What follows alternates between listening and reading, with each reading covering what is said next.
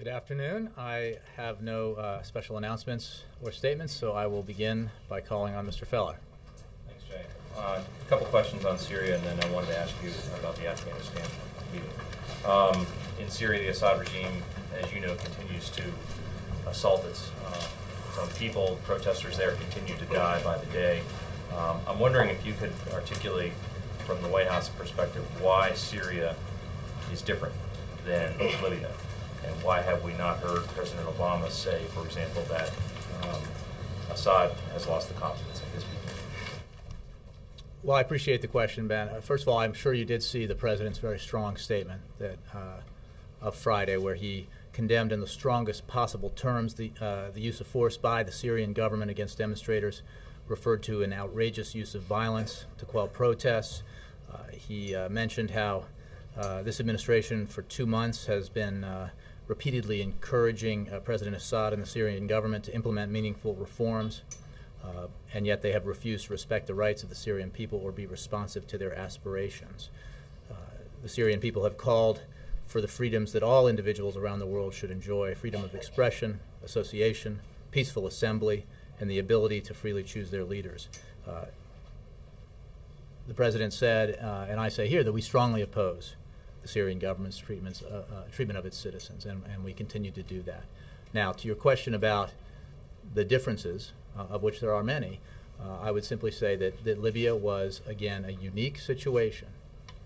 We had large portions of the country that were out of the control of Muammar Gaddafi. We had a Gaddafi regime that was moving against its own people in a coordinated military fashion and was about to assault a very large city on the promise that the regime would show that city and its residents no mercy. We had an international consensus to act. We had the support of the Arab League to act in a multilateral fashion, and we supported that move to save the lives of the people of Misrata and elsewhere in Libya. So Libya was a unique situation. However, we continue to look for ways and are pursuing a range of possible policy options, including targeted sanctions to respond to the crackdown in Syria and to make clear that this behavior is unacceptable. Now, you know, obviously, that Syria already is under some significant sanctions by the United States, but we're looking at other means to increase the pressure on the regime and the Syrian government in a targeted way. Do you think Assad still does have the confidence of his people? Well, it's up for it is up, as it is for all of these countries, it is up to the people of Syria to decide who its leaders should be. That's what we believe, and the Syrian people should certainly be respected. Their rights should be respected. They should not be attacked. They should not be killed as they express their grievances to the Syrian government. But again, our position in all these countries has been that it is up to the people of those countries to decide who their leaders are, and we call for processes of reform that allow that to take place. You mentioned sanctions would be targeted. Can you offer any sense of what that means and how they could potentially help stop the killing? Well, I don't have specifics for you because we're pursuing a variety of options, or looking at rather a range of options, including targeted sanctions. What we have seen is that sanctions can put pressure on governments and regimes to change their behavior, and I think that that would be obviously the goal of this. And we continue to encourage President Assad and his government to honor the promises that President Assad has made, to lift the emergency law, for example, to institute reforms, and obviously to cease the violence against his own people. And thanks. On the AFPAC meeting, can you describe whether, I know this is a monthly meeting, but obviously some big decisions coming up. Can you describe whether this is in any way a decisional meeting for the President? This is not a decisional meeting. This is one of the regular, as you mentioned, monthly meetings run by the President on Afghanistan and Pakistan, with the usual principles involved in that meeting, but it is not decisional. Yes. Also one on Syria and on an economic subject. With the sanctions that you mentioned that are being contemplated against the Syrian government, would those target individuals and perhaps even Assad himself? Well, I'm not going to get into specifics about beyond what I just said, which is to say that we are pursuing a range of possible options, including targeted sanctions. I should note for those who don't know that we have had a fairly aggressive regime of sanctions in place, unilateral sanctions, since I believe 2003, and this would be in addition to that if we were to pursue that course of action. But we're certainly looking at different ways to make clear to the Syrian government how appalling we find this behavior to be, and to encourage them both, as we have by speaking out against it, but in other means, to stop the violence and to move towards serious reform. But sanctions against individuals. Again, individuals. Targeted, you can parse that, but targeted sanctions. And the oil industry is something that has escaped sanctions before from the U.S. Would there be any look at targeting Syria's crude oil business? Well, I'll leave it at targeted. All right. And the other question is actually about the dollar. The administration's, I'm wondering, is the administration concerned about the what's really been a growing weakness of the dollar on world markets, and that does it remain committed to a strong dollar policy? I will leave a comment on the dollar to my colleague at the Treasury Department, Secretary Geithner, if I may. Yes, Jay. Have you seen any evidence that having an ambassador in Syria has had any positive effect whatsoever?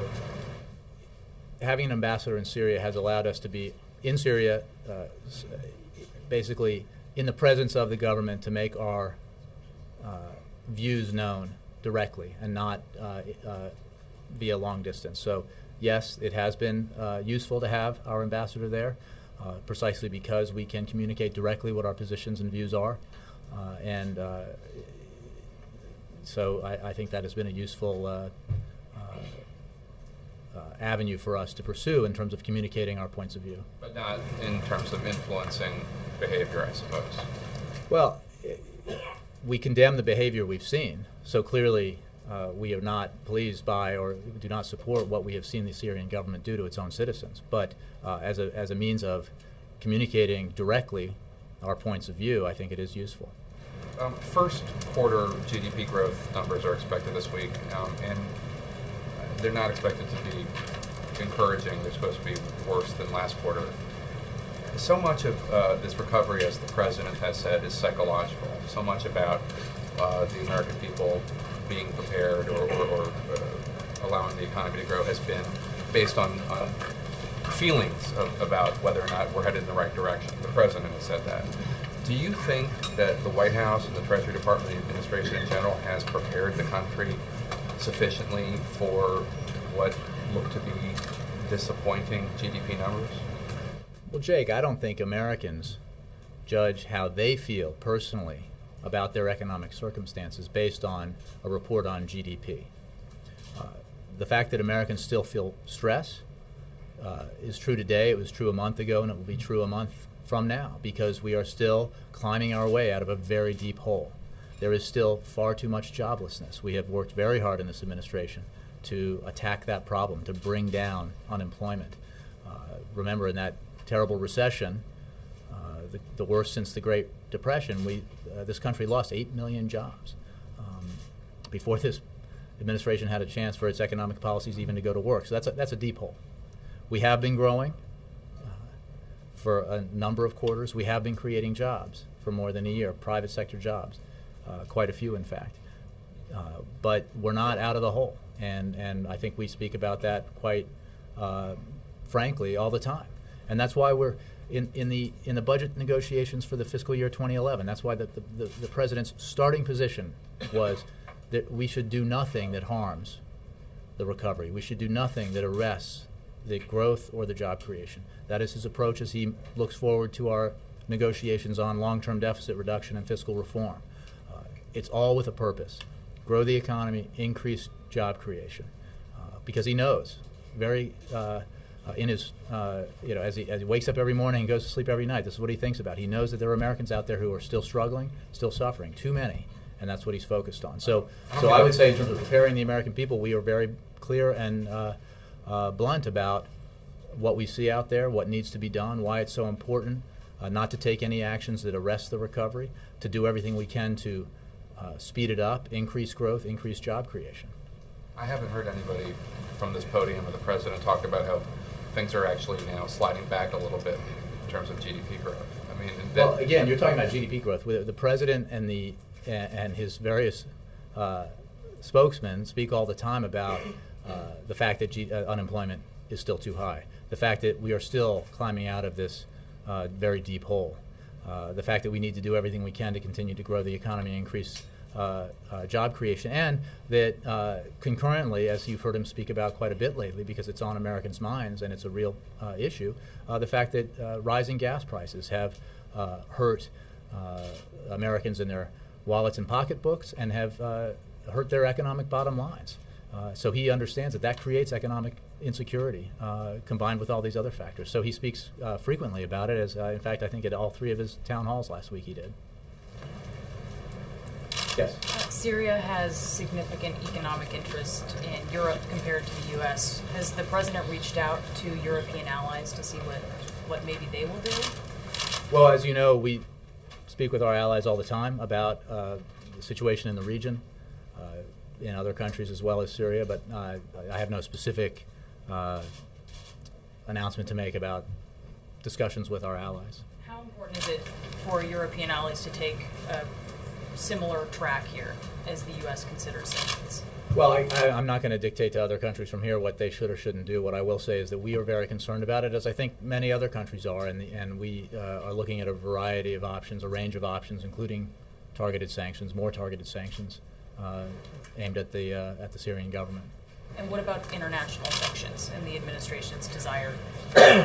Well, yeah, one of the things, I mean, you have to, when the United Nations acts or other bodies acts as a collective group action, right now what we can do in a relatively short period of time is express our views very clearly and review possible unilateral actions we can take. The disclosure of new material from WikiLeaks and other, apparently as well, other sources about the situation following 9/11, when a lot of information was assembled about various actors.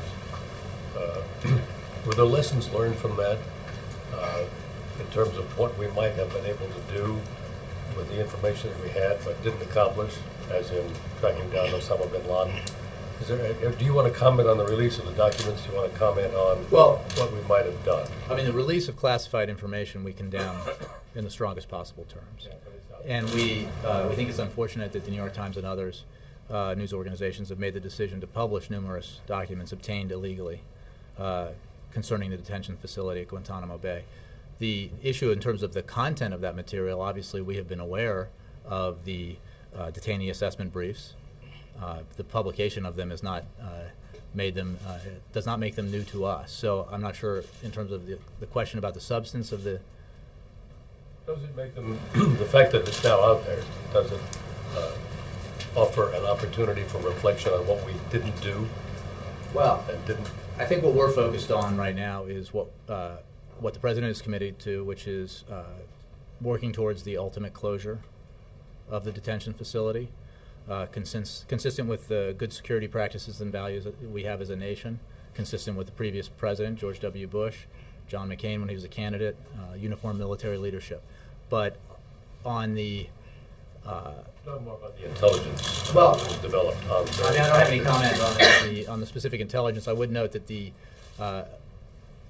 assessment briefs were compiled by the Department of Defense between 2002 and early 2009, and obviously the President in early 2009 created his Guantanamo Review Task Force, which took into account those assessment briefs, but also other sources of information, and you should not assume that the conclusions of that task force were the same as the conclusions in those briefs about individual detainees.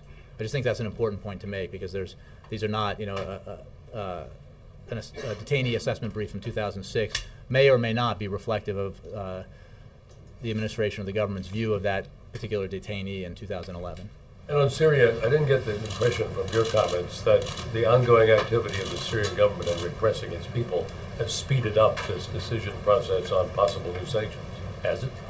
Well, I think you haven't heard me say from here before, or others, that we are considering a range of options, including targeted sanctions. I think that we are very concerned by the actions. Are you saying that they're likely to be new sanctions? I'm not going to make an announcement. I'm saying that we're reviewing options, and obviously we're doing that in light of the actions that have been taken by the Syrian government against its people.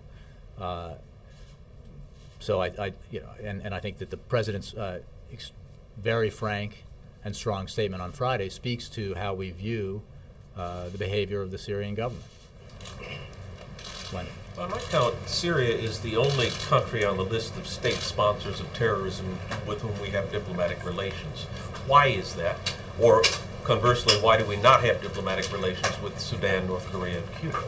Well, Wendell, I would just go back to the point that we believe that sending an ambassador and having diplomatic relations with Syria was a useful, and it remains a useful course to take, because it allows us to communicate directly with the Syrian government, including to voice very clearly our strenuous objections to the behavior that it's perpetrating in recent days. So, in terms of decisions about diplomatic engagement and non-engagement, I can take that question. I can also send you to the State Department in terms of other states. But there was a decision made in this case that having an ambassador there was a useful thing to have, and has been useful in communicating directly, precisely because we can speak very clearly in this case regarding our opposition and concern about the behavior of the government against its people. Can you give us some idea of the amount of communication? I don't imagine you can tell us about the communication itself, but I would refer you, in terms of communication between the ambassador and the embassy and the government, I would refer you to the State Department. Senator Lieberman suggested aid to the opposition in Syria, these communications equipment, something like that. Is that something that would be considered along with these sanctions?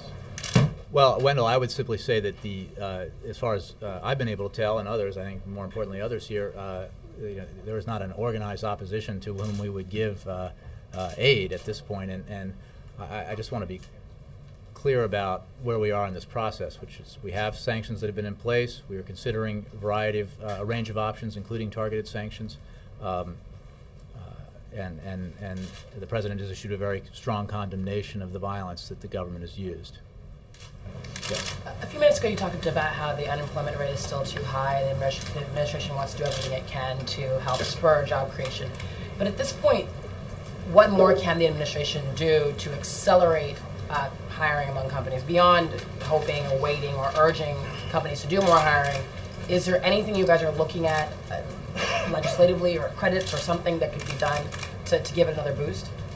Well, I would say that the President's budget proposal, as well as his fiscal reform framework that he put forward, includes within both cases the kind of investments, continued investments we need in clean energy, for example, which is so vital to the long-term economic future of this country in two different ways. One, to create the industries that are industries of the future in this country, and therefore jobs in this country, and two, to reduce our dependence on foreign oil, an issue that is of high priority right now as we all deal with the high prices at the pump. And within the context of that, I think it's important to point out that in both the President's 2012 budget proposal and in his fiscal reform plan, he calls for the elimination of subsidies to oil and gas companies.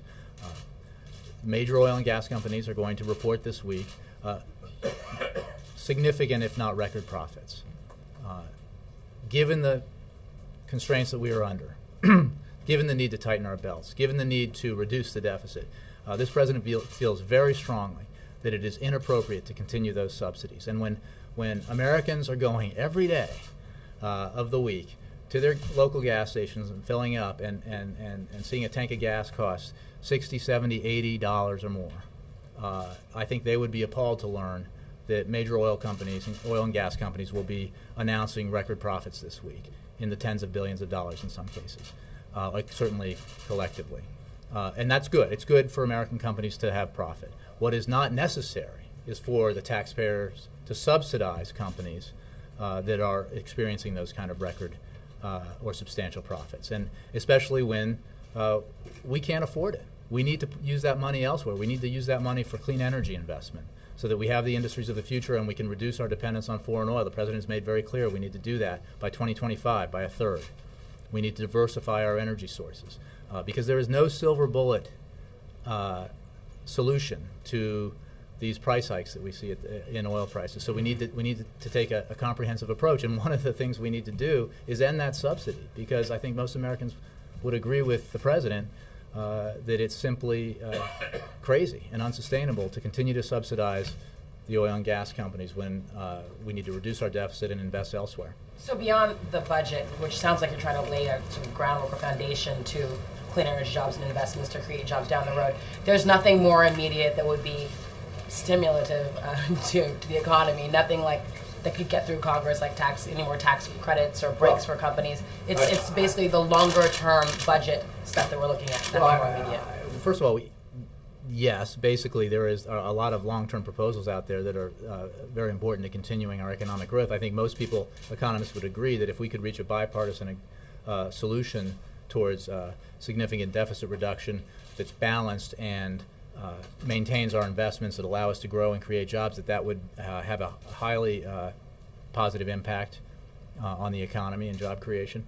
And I would also say that the tax cut deal the president and members of Congress, leaders of Congress from both parties negotiated in December continues every week in the paychecks Americans receive to provide a stimulative effect, if you will, especially through the payroll tax holiday, putting money in Americans' pockets that they can then spend, in part to cover the high price of gas, but in other areas to help stimulate the economy. Jay, when the president was in going San through these here, Francisco, Laura. Thank you. On Syria, you mentioned that you're considering targeted sanctions. Is the U.S. also working for some sort of UN action?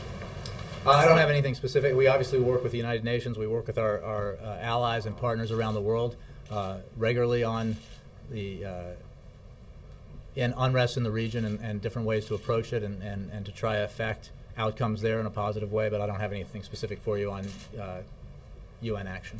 Would it be helpful in this situation? Well, I'm not going to speculate. I think it always helps to work together with our partners, but we take actions multilaterally, unilaterally, all the time. Yep. Jay in San Francisco. I'm going to get through this and I'll get to you. Yes, Mark. Yeah. Jay, on the trip last week, President Obama did 6 fundraisers in 2 days, of which 4 were print pool only 2 open to radio and TV coverage. Can you tell us how you decide which of these fundraisers are going to be open to full coverage and which won't? Mark, I believe we have a policy in place that we've had for a long time in this administration that demonstrates. Well, I'm happy to discuss with you how we do that. What we do provide is access to these fundraisers in a way that I think is certainly as great as previous presidents, if not greater, and that we believe that's important. But whether how each one is decided, I think, is based on the ways that we have approached this in the past. What is the meeting with the Attorney General about today? It's a meeting with a member of the cabinet. The president has periodically. There's no specific agenda item. Yes, Rob. Jay, can you talk a little bit about the agenda tomorrow when the president meets with the Crown Prince of the UAE? And will he be making any specific requests of the Crown Prince? They'll be discussing regional security issues, as you would expect. The UAE has been a very helpful partner with the coalition in dealing with Libya, and but I think they'll talk about broader issues as well as specifically Libya. But I have no announcement to make about possible announcements, if you will. Okay. And on AFPEC meeting, has Petraeus sent along any recommended number for withdrawal starting in July? I don't have anything on that. What I said is we're not at a point where the president's making a decision specifically on an approach to that transition point. But I'm sure that this is a discussion that's ongoing, but nothing will be firmly decided today. One just a cleanup thing. On the updated list of attendees, the Secretary of State wasn't listed. Is there any significance? I'll have to get to you on that. I don't know if I'll have to get back to you on that. Yeah. Considering the bombing of the Gaddafi compound over the weekend, Libya is suggesting that this is NATO and the United States trying to assassinate Muammar Gaddafi. What is your response to that? And going on that assumption, I mean, doesn't this beg the question of how far NATO and the U.S. should be going in this effort?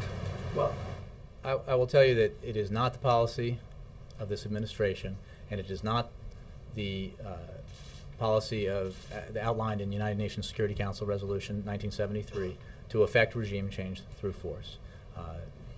You should go to NATO to ask NATO about the specific decisions in terms of bombing missions, but the mission, the goal of the mission is clear: protect the civilian population, enforce the no-fly zone, enforce the arms embargo. And I've had frequently in the past gotten questions about why not, why the U.S. military or the NATO isn't trying to effect regime change through force, and that's because it is not prescribed in the United Nations Security Council in 1973, and because this country, this administration, does not believe that that is the right course of action to take. So these raids on the compound, this is strictly for the specifics, I would of a specific bombing mission, I would refer you to NATO, but it is certainly not the policy of the coalition of this administration to decapitate, if you will, or to effect regime change in Libya by force. Yes, Jackie. Yeah. Can you tell us what, if anything, the president's doing this week by way of moving the ball on the budget front, since there's so little time remaining before the debt limit votes? Well, as you know, Congress continues its recess, and a number of members are traveling around the world as well as the country. So meetings are hard to come by, although not impossible. There will be discussions at the staff as well as probably the presidential level. We look forward to the meeting that the Vice President will host, bicameral, bipartisan meeting on May 5th. And he believes it's very important that that meeting begin a process of negotiations towards a bipartisan agreement on areas of consensus where we can actually reduce the deficit in a way that's balanced and helps the economy rather than hurts it. Given the number of comments from Republicans that simply don't believe that there's a big negative consequence, let alone default, if the debt limit isn't raised, does the president plan anything for May and June by way of making the case that this is something you don't want to play around with? Well, I think he's made the case, and I would just say simply that those members of Congress who have suggested that are dead wrong. There are severe potential consequences to not raising the debt ceiling. And that assessment is not just this administration's assessment, it's the assessment made clear by leaders of Congress, Republican leaders of Congress, in statements they've made in the past. It's an assessment shared by economists, independent economists across the board, both here in America and around the world. It would be terrible folly to play games with this. We simply, as a nation, cannot afford to be thrown back into recession, to have all the work that's been done, and the American people have worked so hard to climb out of this recession, to have, for political purposes, to have the United States default on its obligations, to send markets around the globe into a tailspin, interest rates dramatically upward, would be a truly terrible thing to do. So I think that the President will continue to make that point, the Secretary of Treasury and others, and we will remind you and others that leaders of Congress of both parties have said the same thing. We understand the need to reduce the deficit. The President's very committed to that. That's why he created a fiscal commission when the Congress wouldn't vote to create one. That's why he has announced this process that the Vice President will lead negotiations, bipartisan, bicameral negotiations toward reducing our deficit, getting our fiscal house in order. But you simply cannot play games with the full faith and credit of the United States. Yeah, Jay, on the one more on the Afghanistan meeting. I know you said that this is not a decision meeting, but surely the President's at the point where he's actively soliciting views on troop levels. He's got a decision. I mean, if the actual withdrawal starts as early as July, then presumably there's lead time for orders and all that. He must be at least getting very close to a decision. I'm sure he's looking at a variety of options about the course forward that he wants to take with regards to that July 2011 transition date. But I don't have an announcement to make about which proposals he's choosing from, but simply to say that that obligation will be met. That commitment will be met, as he made clear when he announced his strategy and his policy, and has been reiterated over the months since. So if July is the date, when are we likely to see him actually announce it? Well, I don't have a schedule handy to give you that information, but it will be done in a timely fashion. And let me follow up on this meeting. Did the president ask for any assurances today that the escape of more than 400 Taliban from an Afghan prison isn't perfect evidence of how the U.S. couldn't possibly start withdrawing this summer? I don't have any specific readout for you from that meeting. You don't know whether the president asked about it? I don't have a specific readout for you from the meeting. Perhaps you can find out. Jay, on Yes. San Francisco, when the president was there, did he tell the people he was talking to that he was going to cut a couple of the satellites, which would have given a possibility of predicting any possible seismic activity along the San Andreas Fault, and thereby setting them in danger? Did he mention that to them? I heard no such thing. Why didn't he Yes, do that? George? Isn't that of importance? You know, we've covered this before. I don't have anything But new you for never you gave on an it. answer. The president came to the podium and said, we cannot control earthquakes. Does he also mean that we cannot predict earthquakes? That's the you know, I don't have anything more for that on you. Can you get an answer for me? It would be very Christy. important. Jay, on the president's trip to Chicago on Wednesday, can you say why, or do you know why he chose to do this particular interview that he's doing with Oprah? I believe, I'm not a regular daytime television viewer, but the her show is coming to its conclusion of a terrific run, and I think, as you know, he considers Oprah a friend, and he looks forward to being on the show with the First Lady. Okay. And also, is there anything else in Chicago on Wednesday? Will there be a town hall or something like that? I don't have any schedule updates for you. Maybe you can check back later, or we'll just put something out if we have a change. Or in addition. I have a follow-up. Let me get back to you, Lynn. Adam. Jay, question on the president's 2012 re-election campaign. Back in 2008, the president outlined to the LGBT community a litany of objectives he wanted to achieve over the course of the administration. Do you expect that as we get closer to the November 2012, that he's going to reissue some sort of list of what he wants to achieve for the LGBT community in the second term of his administration, and perhaps make new promises? Well, I don't anticipate reissuing a list. I think his position on a number of issues has been clear, and his accomplishments on a number of issues have been clear. So, as is true with a number of the goals he set forward during his campaign in the first 2+ years of his administration, he remains those that are unfinished. As he's been saying a lot lately, we still have a lot of work to do, and we're not done yet. And so I think that he will remain committed to a number of policy objectives that haven't been achieved yet. Just to be clear, two major promises that he made the LGBT community back in 2008 remain unfulfilled. That's passage of the Employment Non-Discrimination Act and full legislative repeal of the Defense of Marriage Act. Do you still see those happening over the course of the Obama administration? Well, I think you know that we've taken a pretty significant action on DOMA, and on the other issues. I think he remains committed to the agenda on a variety of issues that he laid forward. Yes. Thanks, Jay. I wanted to try to clarify on Syria.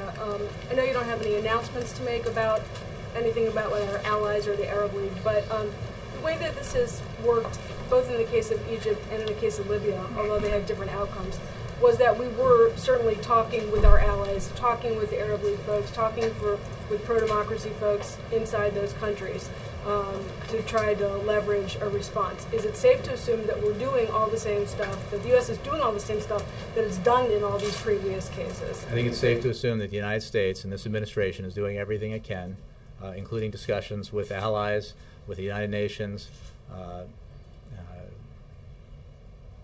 leaders and governments in the region, to make clear its policy position and to make clear to the Syrian government that we believe it needs to cease and desist from the violence it's been perpetrating against its own citizens. I think the conventional wisdom would probably say that the hurdle in Syria is much higher because it's such a Pandora's box, right? That there's so many implications if there's any substantive response by the U.S. or the West. Is it the U.S.'s position that the U.S., either with its allies or unilaterally, may in fact continue to ramp up pressure and act more aggressively, sort of despite the conventional wisdom? What's Well, the warning to Syria? I know you've condemned them. Two things. One, every country is different. That's important to note, as we have, there has been unrest in a variety of countries in the region. Two, we are looking at a range of options, including, I mentioned targeted sanctions, but including and not exclusive to targeted sanctions. But I think that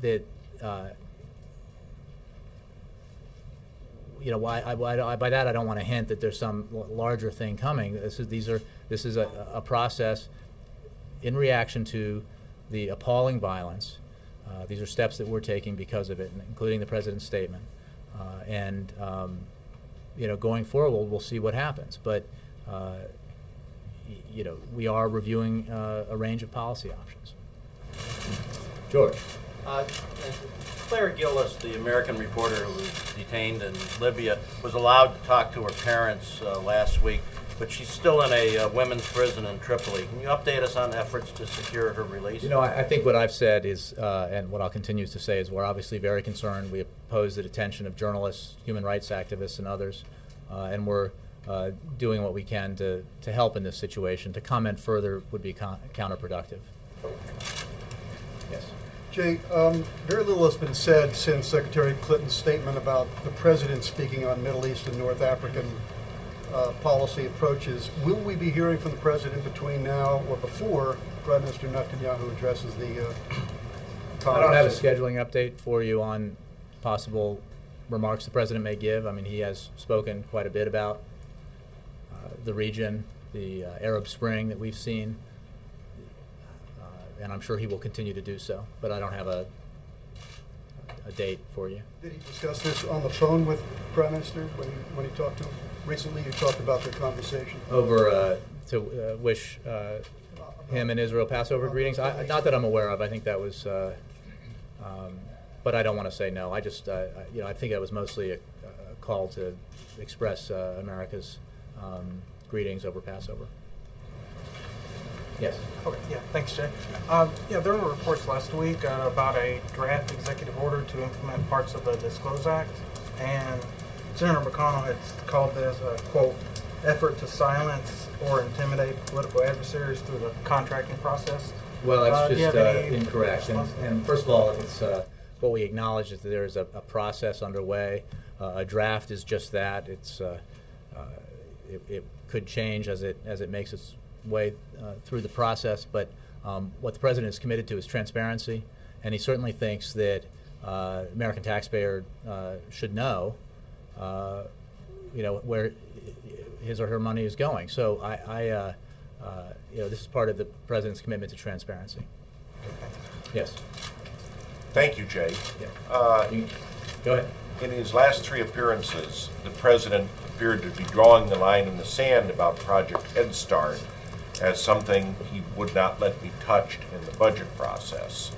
And I know that many people, including Congressman Joe Walsh, himself a fellow Chicagoan who taught in the inner city schools, said Head Start has considerable administrative problems.